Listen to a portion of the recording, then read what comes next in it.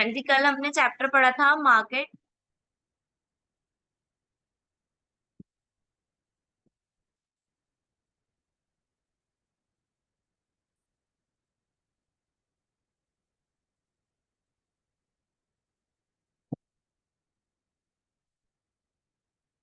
हाँ जी, कल हमने चैप्टर पढ़ा था मार्केट स्ट्रक्चर।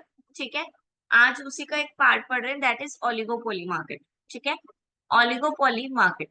ओलिगोपोली क्या होता है ये बताएंगे। Driven from Greek words oligos. Oligos means few. Polyan means to sell.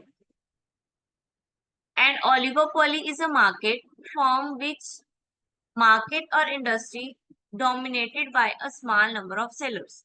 Or oligopoly is a situation where a few large firms compete against each other and there is an element of interdependency in decision making of this firm.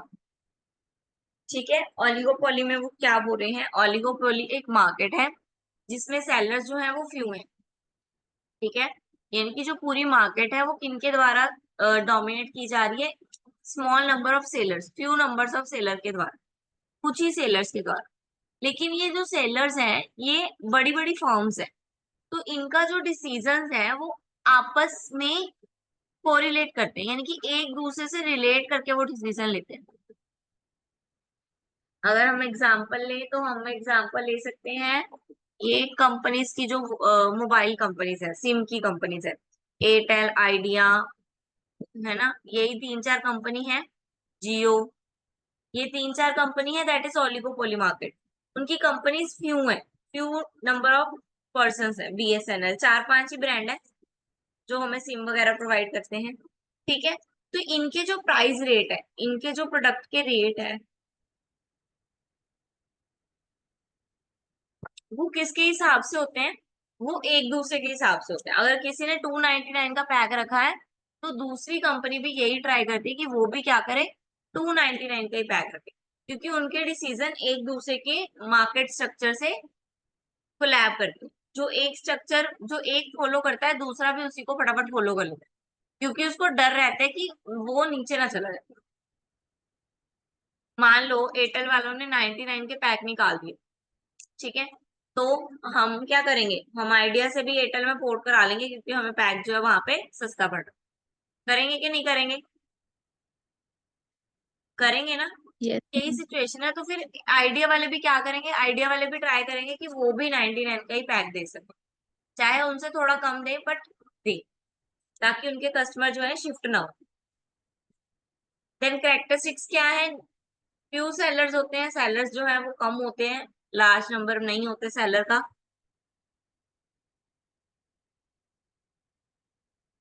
Homogeneous और differentiate product, homogeneous और differentiate दोनों इकट्ठा लिखा हुआ है, मतलब कि होते प्रोडक्ट होमोजीनियस ही है, बना सारे एक ही चीज रहे हैं, लेकिन बनाने का तरीका और जो चीज है वो अलग अलग होगी। ठीक है,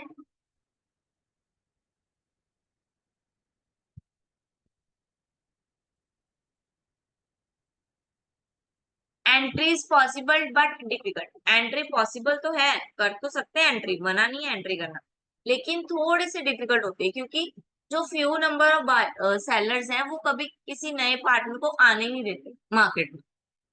ठीक है, क्यों, क्योंकि उन्होंने अपनी मार्केट एस्टेब्लिश की होती है, तो वो चाहते ही नहीं है कि कोई और मार्केट आए, कोई और न्यू प्लेयर आए। Then interdependency, no player can take a decision without considering the action of revival. ठीक है, ये हमने बता ही दिया कि इंटरडिपेंड है, एक दूसरे के ऊपर डिपेंड है, कोई भी जो फर्म है वो डिसीजन खुद नहीं लेती। ठीक है, वो अपने डिसीजन को पहले अपने कॉम्पिटिटर रिवाइवल से कंपेयर करती है, फिर वो डिसीजन को फाइनल करती है।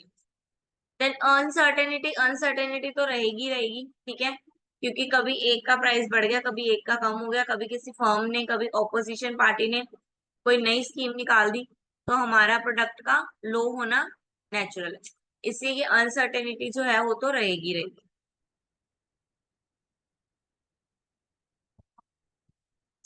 इनडिटर्मिनेटनेस यानी कि इनडिटरमाइन करना, अब ये टू टाइप्स हो गए। फर्स्ट आ गया collusive, then non collusive. Collusive क्या है? Firm might decide to collude together and not compete with each other। कल कोल्यूसिव में क्या आएगा? फर्म्स, जो सारी फर्म्स है, जो फ्यू फर्म्स है, यानी कि तीन चार मान लो, पांच मान लो, अगर पांच फर्म्स ही है मार्केट में, तो वो कोल्यूसिव के केस में क्या करेंगी? वो ट्राई करेंगी कि वो एक दूसरे से compete ना करें, बल्कि एक दूसरे से मिलकर एक नया प्रोडक्ट बनाएं, या एक मिलकर बेचें। यानी कि तुम भी अगर 99 का दे रहे हो तो हम भी 99 का दें, एक दूसरे के अंडरस्टैंड करके एक दूसरे को। ठीक है। Firm behave as a single monopoly. ठीक है, फर्म कैसे बिहेव करेगी इसमें? सिंगल मोनोपोली की तरह सारी फर्म्स मिल जाएंगी, एक ही रेट पे सारी फर्म्स प्रोडक्ट देंगी, तो क्या आएगा? मोनोपोली क्रिएट हो गई ना, कि इस प्रोडक्ट ये प्रोडक्ट इतने पे ही मिलेगा, कि सबकी सब फर्म इतने पे ही देगी, चाहे किसी से भी ले लो।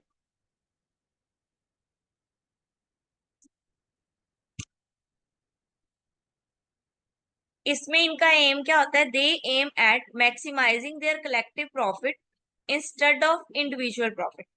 इसमें उनका एम होता है कि जो कलेक्टिव प्रॉफिट है, यानी कि ओवरऑल प्रॉफिट बढ़ना चाहिए, इंडिविजुअल का प्रॉफिट चाहे ना भी बढ़े।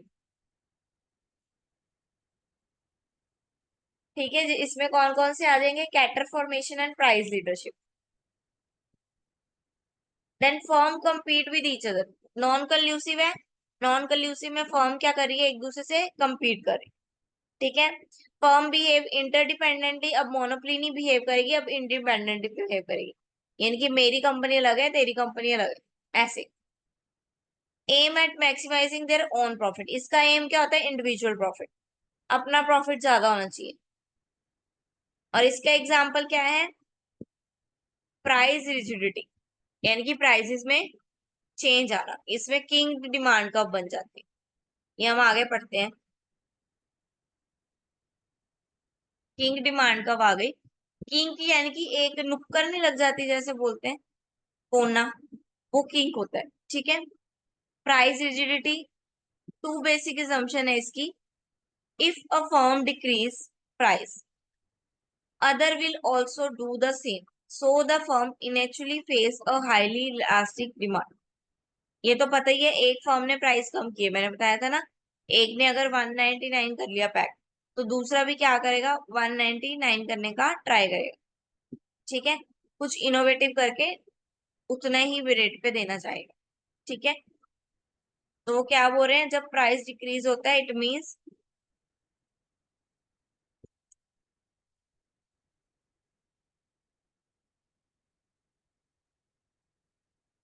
a price reduction will give some gain to the firm initially, but due to similar reaction by revival, this increase in demand will not be sustained।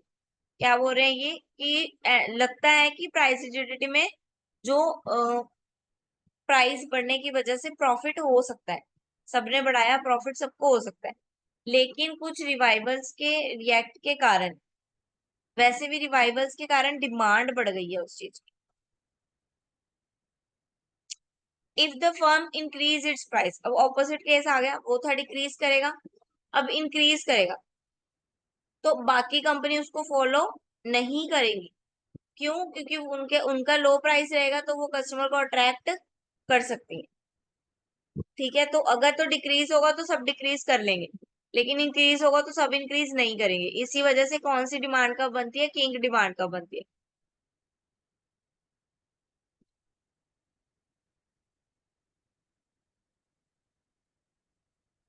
ये देखो, डिमांड कब is more elastic about the king and less elastic below the king. यहाँ तक elastic है, क्योंकि यहाँ पे बोल रहे हैं कि अगर एक ने प्राइस चेंज किया, तो सारी जो है फर्म प्राइस चेंज कर देगी। ठीक है। ये देखो, 12 था, दो फर्म थी, अब 10 हुआ, सबने चेंज किया, तो सभी कंपनी, नो की नो कंपनी ने प्राइस चेंज कर लिया। लेकिन नो के बाद हमने अब प्राइस फिर प्राइस 8 कर दिया, तो अब जो बढ़ा है वो सिर्फ 1% बढ़ा।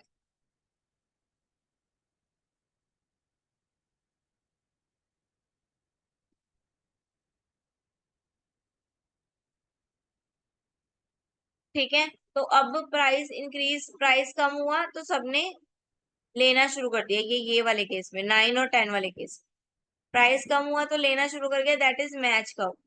ठीक है, लेकिन ऊपर वाली अनइलास्टिक जो दिखा रहे हैं, ऊपर वाली कर्व जो दिखा रहे हैं, ये वाली ई से लेके के तक, ये अनइलास्टिक है, यानी कि अगर फर्म प्राइस बढ़ा रही है तो सब उसको फॉलो नहीं कर रहे, सब वहीं के वहीं खड़े हैं, सब 9 से 10 पे खड़े हैं, लेकिन कोई अगर 12 कर देता है तो सभी लोग बढ़ाने के लिए रेडी नहीं है।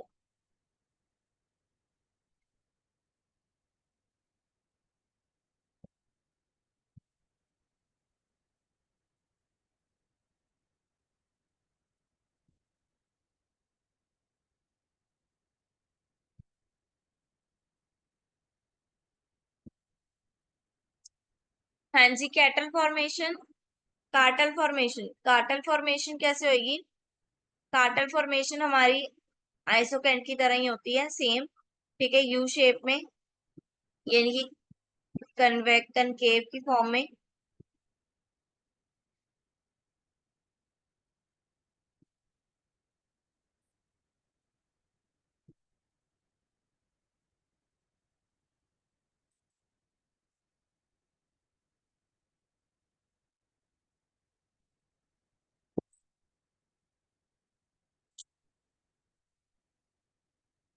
इसमें दो तरह से हमारी मार्जिनल कॉस्ट आ गई, ये देखो, दो फॉर्म दी हुई है, एक ए एक बी।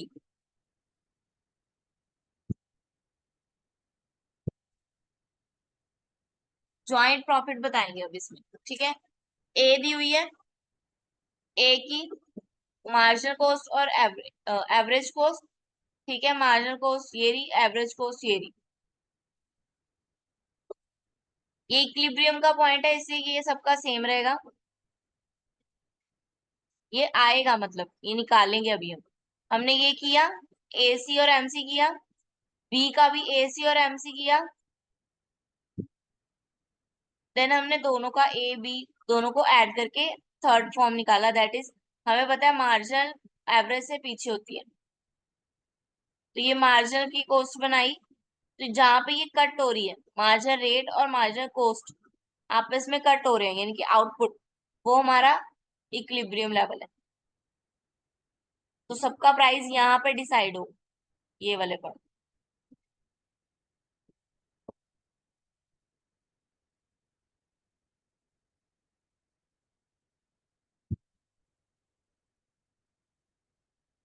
देन हमने उसमें सेकंड पढ़ा था, that is price leadership. Price leadership के अकॉर्डिंग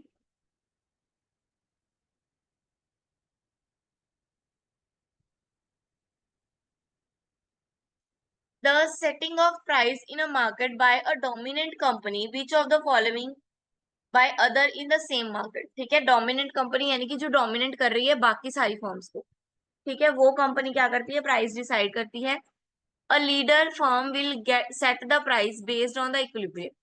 ये इक्विलिब्रियम के बेस पे जो फर्म है, जो डोमिनेंट फर्म है, यानी कि जो लार्ज लीडर है, वो प्राइस डिसाइड करेंगे। ठीक है, the price is ₹6 which the leader and the follower will sell their output. हमने यहाँ पे 6 रखा प्राइस, ये देखो, 6 प्राइस रखा जिसपे सारे जो है वो सेल करेंगे। The follower will produce up to the point whether SMSE is equal to price, that is point L। सब लोग L पॉइंट पे क्या करेंगे, जहां पे MCMS इक्वल है L पॉइंट, तो सब लोग इस प्राइस तक बेचने की कोशिश करेंगे।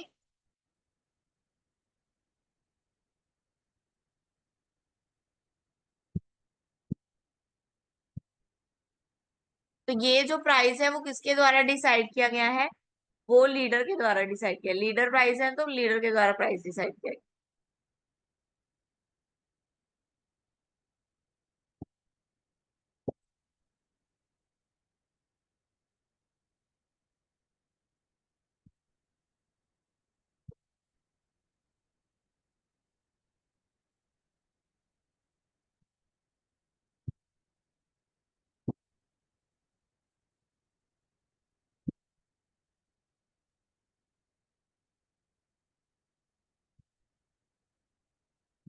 हाँ जी, हमने प्रोडक्ट मीनिंग पढ़ लिया, फीचर्स पढ़ लिए।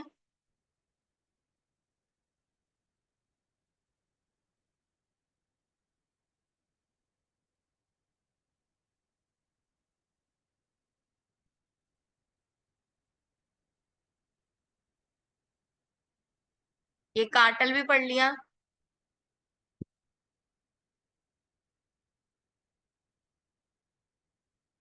प्राइस लीडरशिप भी पढ़ लिया।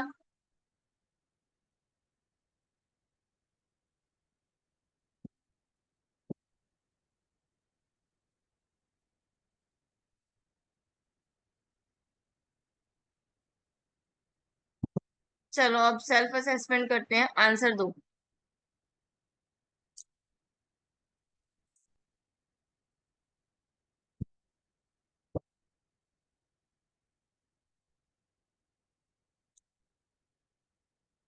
हाँ जी, फर्स्ट का आंसर दो।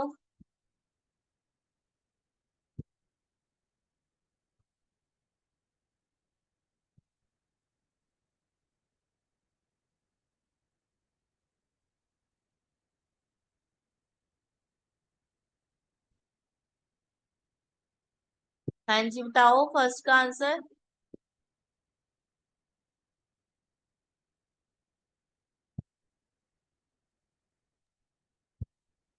मैम सी।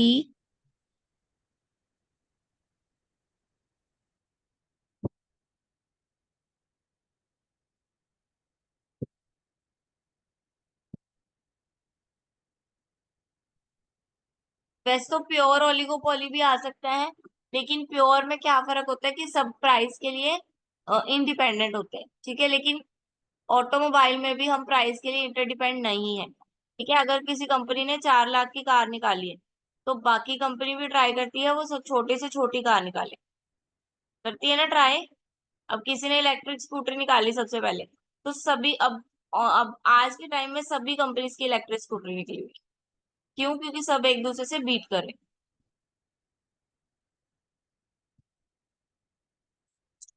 देन किंग डिमांड का मॉडल जो है, assume that revival firm will keep their rate of the product constant, keep their product constant, match price cut but not price increase।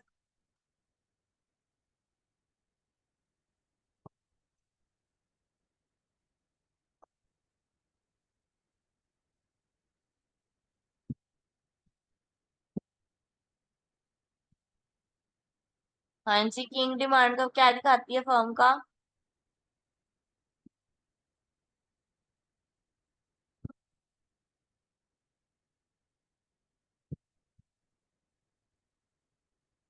हाँ जी, बोलो।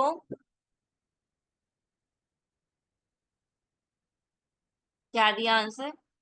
दैट इज सी, यानी कि match price cut but not price increase. हाँ जी, ये तो आपको पता ही कि प्राइस तो इंक्रीज करना ही नहीं किसी भी केस में, क्योंकि रिवाइवल है हमारे पास, कॉम्पिटिटर है, तो प्राइस तो इंक्रीज करना ही नहीं। देन रेफ्रिजरेटर इंडस्ट्री किसका एग्जांपल है?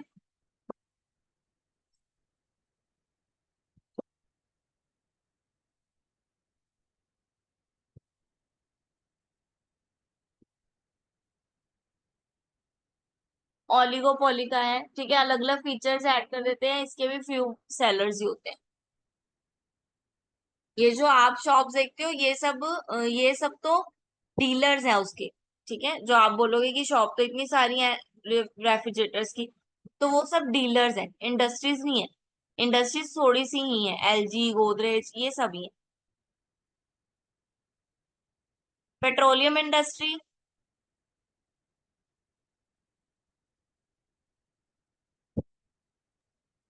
Ma'am B. बी आएगा प्योर ओलिगोपोली, ठीक है। इसमें मोनोपोलिस्टिक आ जाती है कंपनी। Non price competition.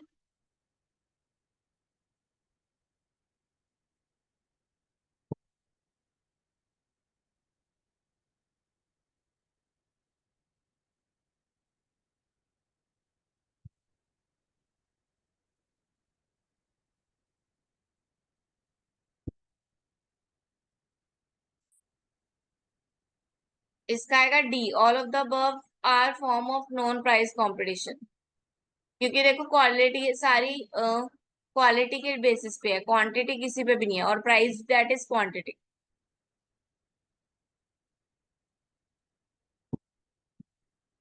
हाँ जी, जो एक्सक्लूसिवली राइट दिए जाते हैं हर पार्टनर को कि वो ज्योग्राफिकल एरिया में वर्क कर सकता है, तो वो क्या है?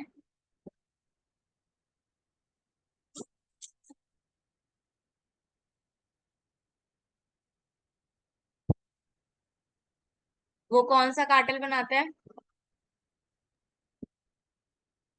मैम ए। हाँ जी, मार्केट शेयरिंग कैटल, ठीक है। क्योंकि जियोग्राफिकल एरिया दे दिया, यानी कि एक साइड का एक जगह दे दी, पूरे सर्कल में से एक कोना दे दिया, पूरा पिज्जा में से एक स्लाइस दे दी, दैट इज मार्केट शेयर दे दिया उसको 1%। The cartel that operate like a multi plant monopolistic is.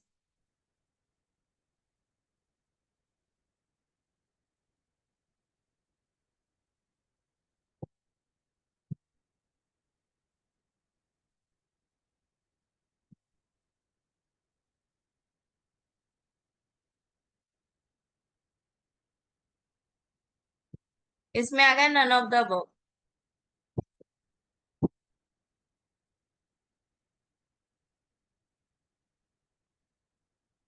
हाँ जी, इजी था आज का चैप्टर। क्वेश्चन देखो कैसे आते हैं, फीचर्स पूछ लिए। जब भी फीचर पूछे जाएंगे, कुछ भी पूछा जाएगा, मीनिंग्स तो सबसे पहले लिखना ही लिखना है हमें, ठीक है। पहले सबसे पहले आप मीनिंग लिखोगे, फिर एक डायग्रामेटिक फॉर्म में मीनिंग को एक्सप्लेन कर दो, या वो वाली लाइन लिख दोगे, ग्रीक वर्ड के दो वर्ड लिख दोगे, उसके नीचे उसके मीनिंग लिख दो इन अ डायग्रामेटिक फॉर्म, ठीक है। देन आप फीचर्स को एक्सप्लेन करोगे अच्छे से, फीचर का एक डायग्राम बनाओगे और फीचर को फिर एक्सप्लेन करोगे। Diagram in the sense chart flow.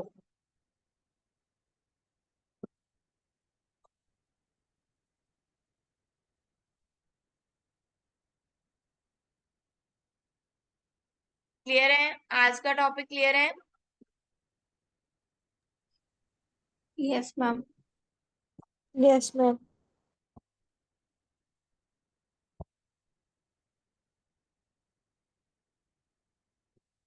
Okay, अब हमारे चैप्टर ऑलमोस्ट कितने हो गए हैं? ये मैम 6 चैप्टर है। अभी 6 ही हुए हैं। 6 नहीं बेटा, 7 चैप्टर हो गए, ये 7 चैप्टर था। कल 8 चैप्टर करना है हम, that is game yes theory. Ma'am. Ma'am कल सैटरडे क्लास होगी। ओके, आपका सैटरडे, कल सैटरडे क्लास आपकी नहीं होगी, नहीं बोला ना आपको, आपकी नहीं होगी। कल आपकी क्लास नहीं है, अब आपके मंडे को क्लास होगी, ठीक है। Okay ma'am. Okay. Ma'am previous year question paper आपने भेजे नहीं। हाँ, मैंने बोला हुआ है, मैम को बोला हुआ है, वो जैसे ही भेजते हैं मुझे मैं भेजती हूँ, आज मैं एक बार फिर बोल देती हूँ उनको, ठीक है। मैम जो पिछले वाला मतलब सब्जेक्ट पूरा कंप्लीट हुआ है उसके भी भेज देना।